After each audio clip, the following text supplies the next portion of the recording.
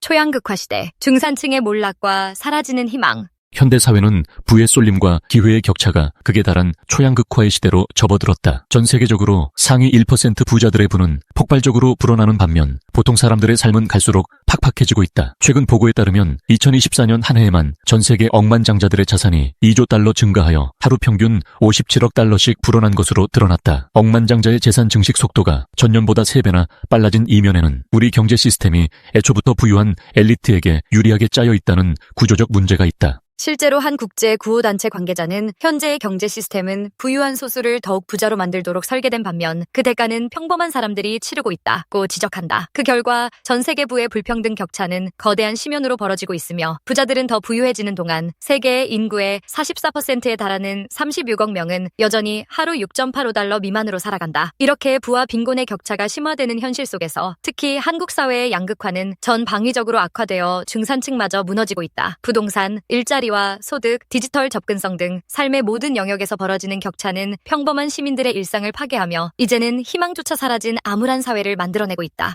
한국에서 부동산은 자산 양극화의 상징이 되었다. 집 한 채가 개인의 부를 좌우하는 현실 속에서 가진 자와 못 가진 자의 격차는 천문학적으로 벌어지고 있다. 특히 서울의 부동산 초양극화 현상은 극단적이다. 최근 통계에 따르면 서울의 상위 20% 아파트 평균 가격은 약 27억 3천만 원으로 전국 하위 20% 아파트 평균 가격 1억 1천만 원에 23.6배에 달하며 사상 최대 격차를 기록했다. 서울 강남 등의 고가 아파트는 불황임에도 가격이 치솟고 있지만 지방의 저가 주택은 오히려 하락세를 보이며 지역 간 부동산 격차는 24배까지 벌어졌다. 심지어 서울 내부에서도 비싼 강남 3구 등 핵심 지역과 기타 지역 간 가격 차이가 급격히 확대되어 2022년 고점 대비 서울 하위 20% 아파트값은 약 1억 원 하락한 반면 상위 20% 아파트값은 3억 원 가까이 상승하는 엇갈린 양상을 보였다. 이렇듯 집값의 양극화를 넘어 초양극화로 치닫자 내 집 마련의 꿈은 신기루가 되고 말았다. 급등하는 집값을 따라가지 못한 청년과 서민들은 순식간에 벼락거지가 되었다. 한때 사회의 허리를 자처하던 중산층조차 이제는 끝없이 오르는 부동산 앞에서 좌절하고 있으며 월급만으로 평생을 모아도 서울의 내 집 한 채 사기 어려운 현실에 많은 이들이 절망하고 있다. 주거 불안정은 단순한 불편을 넘어 결혼과 출산, 나아가 미래에 대한 포기로 이어지고 있다. 실제로 한국의 출산율은 2023년에 0.72명까지 떨어져 세계 최저치를 경신했는데 이는 불과 2015년 1.24명이었던 수치마저 크게 밑도는 것으로 집값과 교육비 등 삶의 비용 부담 증가와 청년들의 비관이 큰 원인으로 지목된다. 집 한 채 마련하지 못하는 현실에서 아이를 낳아 키울 엄두를 내지 못하는 젊은 세대의 체념과 한숨이 이 통계에 고스란히 드러난다.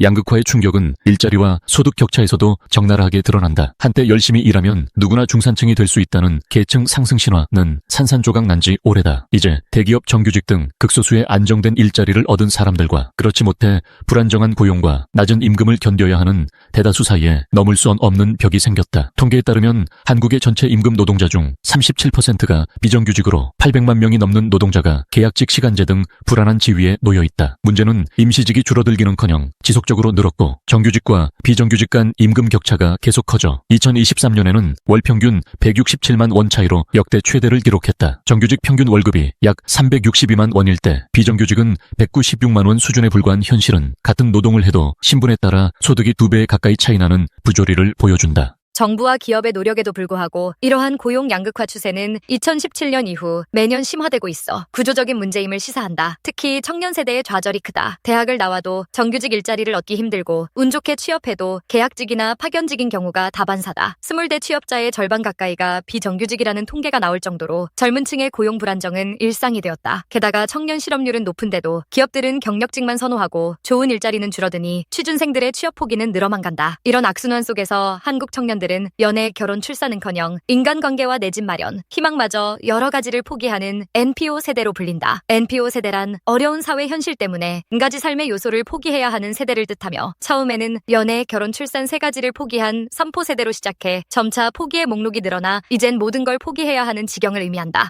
이러한 청년들은 자신들의 나라를 헬조선, 즉 지옥 같은 조선이라 자조적으로 부르며 극심한 경쟁과 불평등에 신음하고 있다. 열심히 공부하고 취업해도 빚과 불안정만 남는 현실, 노력하면 된다는 옛말이 통하지 않는 사회 구조 속에서 청년들은 더 나은 미래를 꿈꾸기보다 현실에 체념해버리고 있다. 일자리가 있어도 행복하지 않고 없어도 희망이 없는 이 모순적 상황에서 우리 사회의 활력과 미래는 점점 쇠퇴하고 있다. 기술 발전과 디지털 혁신은 인류에게 새로운 기회를 약속하지만 그 혜택이 모두에게 공평하게 돌아가는 것은 아니다. 오히려 디지털 시대에는 또 다른 형태의 양극화, 즉 디지털 격차가 평범한 사람들의 삶을 위협하고 있다. 대한민국은 세계 최고 수준의 인터넷 인프라를 갖추고 있지만 세대, 계층 간 디지털 역량 차이는 OECD 국가 중 가장 큰 수준으로 나타났다. 한 조사에 따르면 16C에서 24th 청년 중 디지털 고숙련자의 비율은 63.4%로 OECD 원의인 반면 55C에서 65C 장년층에서는 불과 3.98%에 그쳐 신구 세대 간 디지털 숙련도 격차가 OECD에서 가장 심각했다. 이처럼 고령층과 취약계층은 디지털 세계에서 소외되고 있다. 실제 정부 조사에서도 장애인, 저소득층, 농어민, 고령층 등 정보 취약계층의 디지털 활용 수준은 일반 국민의 76.9% 수준에 머물고 특히 고령층은 70.7%로 가장 낮아 온라인 서비스 이용이나 정보 접근에 큰 어려움을 겪는 것으로 나타났다. 그 결과 스마트폰으로 식당 주문을 해야 하거나 키오스크로만 은행 업무를 볼 수 있는 일상 환경에서 디지털 약자들은 설 자리를 잃고 있다. 기술을 잘 다루지 못하는 노인이나 저소득층은 기본적인 서비스 이용조차 힘겨워하며 이들에게 최첨단 AI와 플랫폼 경제의 혜택은 먼 나라 이야기다. 한편 AI와 자동화의 급속한 도입은 새로운 양극화를 낳고 있다. AI는 거대한 생산성 향상을 약속하지만 동시에 노동시장의 40%까지 일자리를 대체할 수 있다는 경고도 나온다. 이미 일부 산업에서는 단순 반복 업무를 기계가 대신하면서 중저숙련 노동자들의 설 자리가 위협받고 있다. 문제는 AI로 인해 창출되는 새로운 일자리는 고숙련자나 자본이 있는 계층에 몰려 있다는 점이다. 기술을 보유한 기업과 국가만 AI 시대의 과실을 따먹고 그렇지 못한 이들은 일자리 상실과 소득 감소의 충격을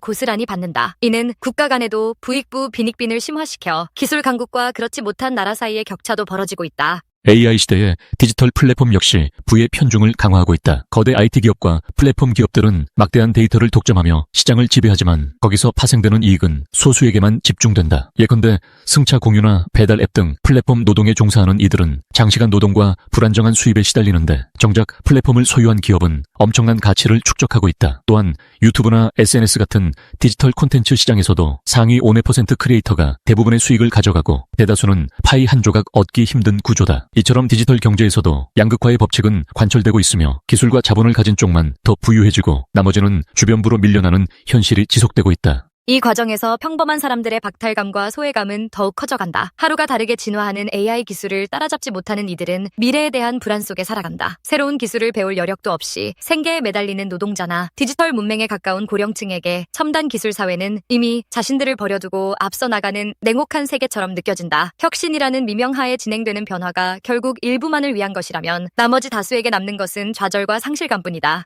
양극화의 광풍 속에 한때 사회의 안정판 역할을 하던 중산층은 급속히 붕괴되고 있다. 경제성장의 혜택이 0.5%와 상위 계층에 편중되고 위로만 쏠리면서 중간 계층은 더 이상 유지되기 어려운 지경이 되었다. 대한민국의 경우 1997년 IMF 외환위기 이후 지난 수십 년간 경제 양극화는 꾸준히 악화되어 왔고 그 사이 중산층은 끝없는 추락의 함정에 빠져 있다는 진단까지 나올 정도다. 한때 국민 대다수가 자신을 중산층이라 자부하던 사회는 이제 옛말이 되었다. 부동산 가격 폭등과 임금 정체 속에 허리계층의 실질 소득은 제자리 걸음인데 생활비와 자산 가격만 치솟으니 예전이라면 중산층이었을 가정들도 이제 사실상 빈곤층에 가까운 삶을 살게 되었다. 통계상으로는 중산층으로 분류되더라도 체감하는 삶의 질은 과거보다 훨씬 악화된 경우가 많다. 내 집 마련, 자녀 교육, 노후 대비라는 중산층의 기본 요건들이 더 이상 상식적이지 않게 되었기 때문이다. 그 결과 사회 전체가 상위 극소수와 하위 대다수로 양극화되어 부유한 소수 vs 불안한 다수의 구도가 굳어지고 있다. 부의 쏠림이 심화될수록 사회 이동의 사다리는 걷어차이고 희망의 불씨는 꺼진다. 부자들은 부를 대물림하며 점점 더 부유해지고 권력을 쥐지만 가난한 사람들은 아무리 애써도 신분 상승이 어렵다. 2024년에는 사상 처음으로 자수성가한 억만장자보다 상속받은 억만장자가 더 많이 등장했고 30세 미만의 모든 억만장자가 부모에게 부를 물려받은 이들이었다는 보고는 충격적이다. 향후 10년간 천문학적인 부가 상속을 통해 다음 세대로 거의 과세도 되지 않을 수준 채 이전되면서 현대판 재벌 귀족 사회가 고착될 것이라는 분석도 있다. 이는 노력하면 성공한다는 능력주의 신화의 완전한 붕괴를 의미하며 태어날 때부터 정해진 금수저 흙수저의 운명이 좀처럼 뒤바뀌지 않는 사회로 가고 있음을 보여준다. 이런 사회에서 평범한 사람들은 동기부여를 잃고 공동체의 결속 또한 흔들린다. 노력해도 안 되니 공정에 대한 믿음이 사라지고 그 자리를 체념과 분노가 대신하게 된다. 한편으로 극소수 특권층의 영향력은 정치 경제 모든 분야에서 막강해져 자신들에게 유리한 규칙을 만들고 기득권을 강화한다. 거대 자본과 독점 기업의 전횡으로 시장은 왜곡되고 부자들의 정경 유착과 정책 영향력 행사로 정부는 부자들만을 위해 돌아가는 일이 벌어진다. 이러한 구조에서는 아무리 유능한 개인이라도 출발선의 불공정과 구조적 장벽을 뛰어넘기 어려워 결국 패배자가 되기 쉽다. 사회 전체로 보면 대다수 구성원이 패배자처럼 느끼는 실패 국가의 모습이며 그 누구도 미래에 희망을 가지기 힘든 암울한 현실이 고착되고 있다. 이렇듯 부동산, 직업, 소득, 디지털 등 사회 전반에 걸친 초양극화 현상은 평범한 시민들의 삶을 피폐하게 만들고 있다. 부자와 빈자의 격차는 단순한 통계상의 숫자가 아니라 개인의 존엄과 공동체의 유대마저 위협하는 사회 병리로 나타난다. 중산층의 몰락과 함께 예전 같으면 정상적인 삶의 경로로 여겨졌던 것들이 더 이상 통하지 않게 되었고 한번 밑으로 추락한 사람은 다시 올라서기 어려운 낙인 효과가 굳어졌다. 사회 계층의 사다리가 무너지고 양극단만 남은 사회에서는 누구나 불안과 박탈감을 느낀다. 설령 현재 살아남은 중산층이라 해도 언제 추락할지 모른다는 두려움 속에 살며 하층 계층은 아예 체념하고 희망을 접은 채 하루하루를 버틴다. 한편 상류층은 자신들만의 성을 더욱 공고히 쌓고 있어 구조적으로 희망의 공간이 사라지고 있다. 이러한 암울한 현실은 개인의 노력이나 마음가짐만으로 극복될 수 있는 차원을 넘어섰다. 사회 구조 자체가 불공정하고 경직되어 있기 때문에 아무리 정부가 거칠의 대책을 내려놓아도 양극화의 큰 흐름은 바뀌지 않고 있다. 무엇보다 심각한 것은 희망의 상실이다. 사람들은 더 나은 미래를 꿈꾸기보다 현실을 견디는 것조차 힘겨워하고 다음 세대는 부모 세대보다 더 나은 삶을 살 거라는 믿음이 사라진 지 오래다. 희망이 없는 사회는 지속 가능하지 않다. 구성원 대부분이 패배감을 안고 살아가면서 어떻게 건강한 사회 발전을 기대할 수 있겠는가? 그러나 지금 한국 사회는 바로 그런 디스토피아적 양극화의 길을 걷고 있다. 부유한 특권층만이 번영을 독식하고 대다수는 좌절감 속에 침몰하는 구조가 고착된다면 이는 사회 붕괴나 다름없다. 초양극화의 늪에 빠진 이 암울한 상황에서 빠져나올 묘안은 좀처럼 보이지 않는다. 오히려 부의 세습과 승자 독식이 계속되면서 격차는 대를 이어 재생산되고 있고 기술 발전마저 그 격차를 강화하는 도구로 작용하고 있다. 모두가 절망하는 사회보다 위험한 것은 없다. 지금 이 순간도 우리는 그런 위험을 실감하며 살고 있다. 부와 권력이 한쪽으로 치우친 불이한 사회 구조의 폭주를 막지 못한다면 희망 없는 암흑사회가 도래할 것임을 초양극화의 현실은 명확히 경고하고 있다. 우리 앞에 놓인 것은 사회 붕괴의 비극적 미래뿐인 것일까? 이 절망의 기록이 부디 공허한 과장이기를 바랄 뿐이다.